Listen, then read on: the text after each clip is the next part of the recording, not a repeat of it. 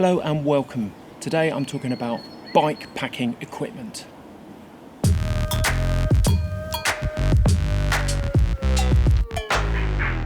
Hello folks, my name's Andrew and today I'd like to share with you some of my bike packing equipment.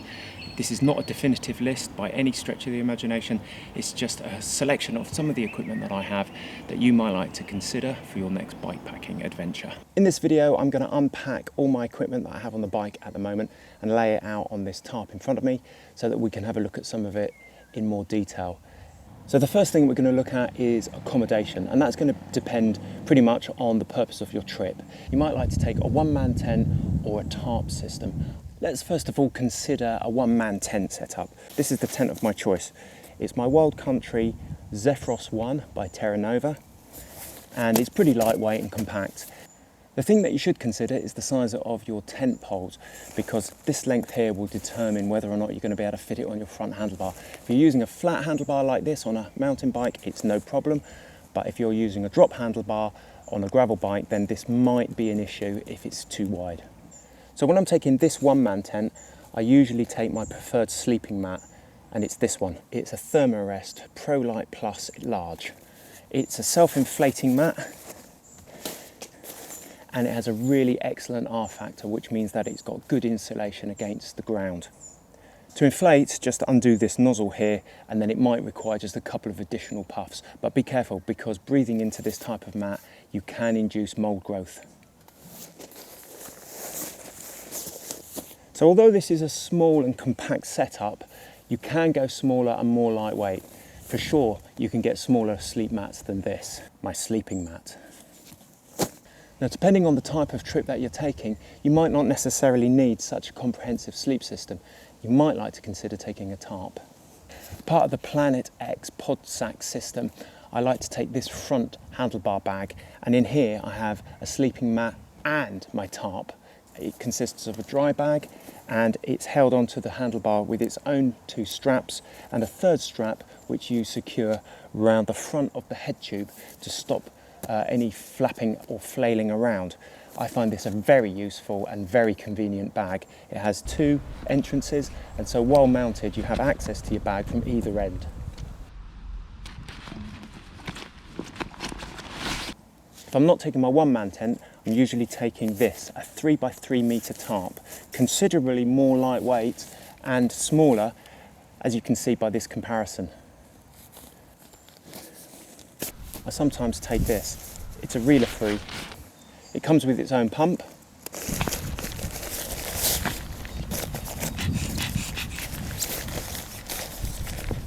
I've used both of these pads several times, and this is by far my preferred option. It's much more comfortable and warm. However, this reeler free is perfectly adequate, but it is noisy. Sleeping pads. So next, let's have a look inside the saddlebag. This is a 7-litre Roswheel or Roswheel Attacks saddlebag, and you attach it by two clips underneath the saddle and one round the down tube. So this is the saddlebag, and I find this size very good. It's adequate enough to be able to carry a sleeping bag and some cooking equipment, and it's not too big that it doesn't rock and roll. So the first item I have in here is a mug. It's very useful to have a mug that has a lid on so that you don't spill your drink once you're in camp. You don't want to go tipping it and making all your kit wet or losing your hot drink. Now, if you don't want to take this type of cup, I'll show you an alternative. This is an Aladdin Stanley mug. So a mug is a mug, but it's definitely worth considering one with a lid.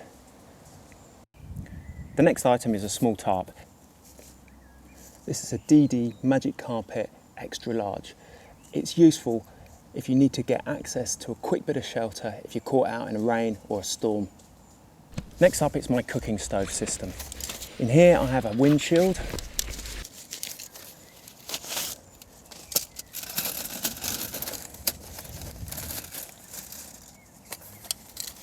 and in here a Lexida small multi-fuel folding stove.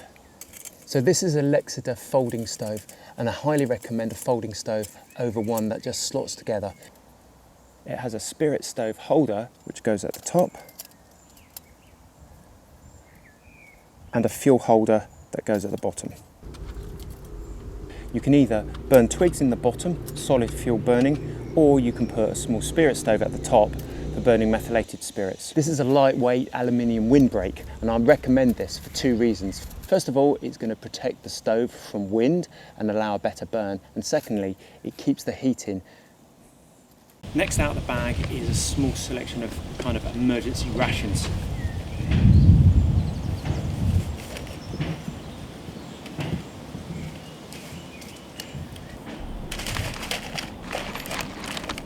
So in here I've got a selection of things like some dried pasta, some mashed potato, quick noodles, and even a tin of Spam.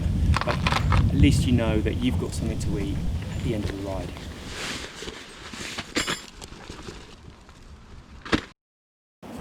And next is my sleeping bag. One thing you don't want to do when you get to your camp is pull out a wet sleeping bag. So I highly recommend that you put your sleeping bag in an additional dry bag, because remember, the saddlebag is much more exposed to spray from your rear wheel in addition to the falling rain. You'll see me use this sleeping bag many times in my videos. It's a very lightweight, small, compact, downfilled sleeping bag from Mountain Warehouse. It's a 3-season sleeping bag, and it has a temperature range between 2 and 7 degrees centigrade with an emergency temperature range down to -12. Next up, let's have a look at the front fork panniers.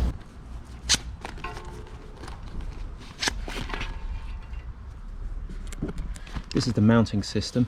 It's just mounted by 2 Jubilee clips or plasti ties. So these are Planet X pod sacks. It's a dry bag system with a single clip at the top. It's made from a very heavy duty tarpaulin. Inside this one I've got my clothes, a waterproof jacket. Definitely recommend that you take a hat with you. A woolly hat is going to keep you warm and comfortable. A down-filled softy jacket. Tracksuit bottoms or jogging pants.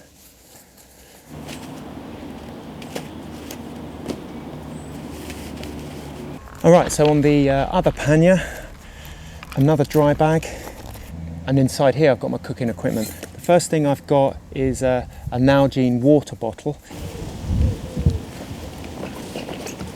Next up is my cooking system, and in here I have some methylated spirits resupply, and in this I've got enough methylated spirits for 1 complete top up of the spirit stove. This is my mess tin or cooking pot set. It consists of 2 titanium mugs. It comes in 2 cans, and they come in their own protective carriers. These are very useful because it stops the tins rattling. And inside here I've got a lighter, a metal titanium spork, and a penknife. The first mess tin has a full capacity of about 600 millilitres when filled to the brim. It comes with its own lid with a couple of ventilation ports. It has a hanging arm and a handle.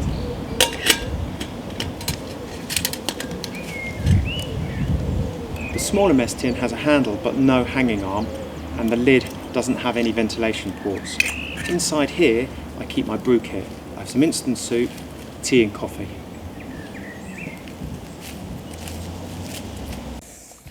And in here I've got my spirit stove. Now, the spirit stove I always take in an additional plastic bag because methylated spirits stinks, and if you get a leak you're going to contaminate your mess tins, and it's going to give it a flavour and a smell, and of course more importantly methylated spirits is highly flammable, and therefore there's going to be a safety issue. So inside the plastic bag I always just put a little bit of tissue to absorb any kind of small leakages, and there has been a small leak. So the first thing on top is a variable flame suppressor. This way you can vary the size of the flame for simmering your food or completely extinguishing the flame. So here's the spirit stove, and it sits nicely in the top of the Lickster multi-fuel stove. But I also take with me this small crucifix type pot stand. It consisting of 2 parts that slot together. Again, another really nice stable system, and I find that you can just put that on a hard surface somewhere and you can heat your water up straight away. So there you are, 2 titanium mess tins. Alright, next up it's the half frame bag. You could go for a full frame bag if you wish, but as I said, I go for a half frame bag in order that I can get access to my water bottle. So here's the half frame bag. I'm not sure what make this one is. It It comes with a zip on both sides. Okay, so inside here, in no particular order, bike pump,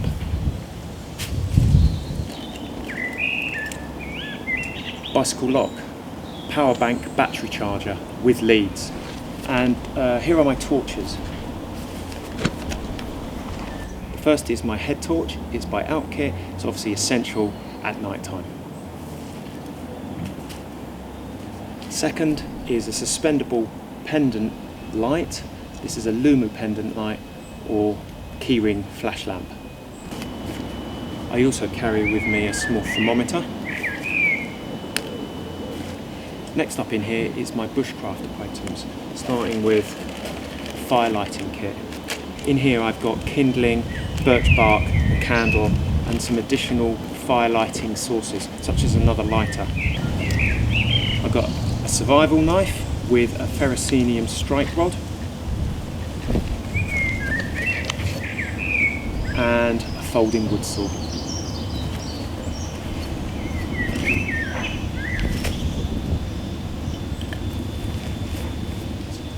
So next up, let's look at the crossbar bag. This one is a Blackburn crossbar bag, and inside I'm typically carrying a wallet, purse, money and some cereal bars, also keys, mobile phone. I take a water bottle for drinking on the go and a cycle toolkit including 2 inner tubes.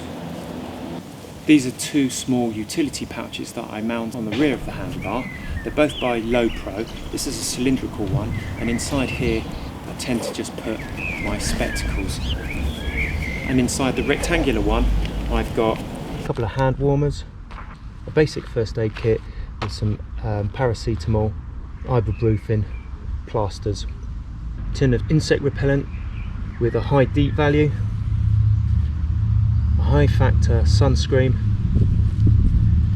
and some hand gel. My 2 utility pouches. The last thing on the bike is my Garmin head unit, and I use this for navigating and collecting all my cycling data.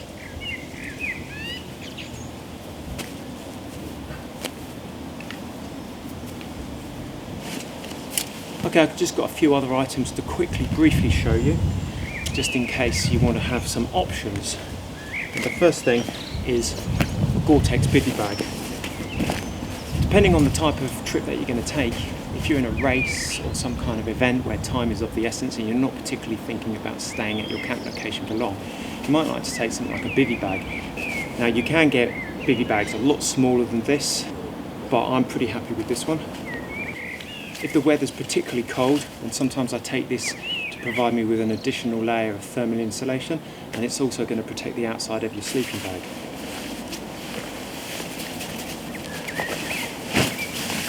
That's what it looks like. It's made from a Gore-Tex material. It has a single drawer at the top with a hood.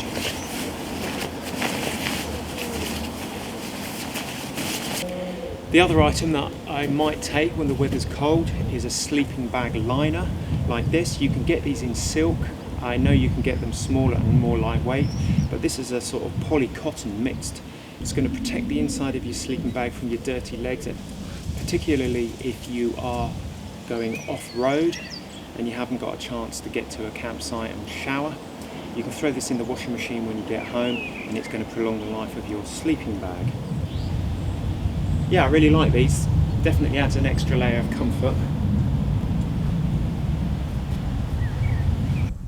Okay folks, that's the contents of my bike bags fully unpacked. This is not a definitive or complete kit list, but forms the basis of a typical 1 or 2 night trip for me.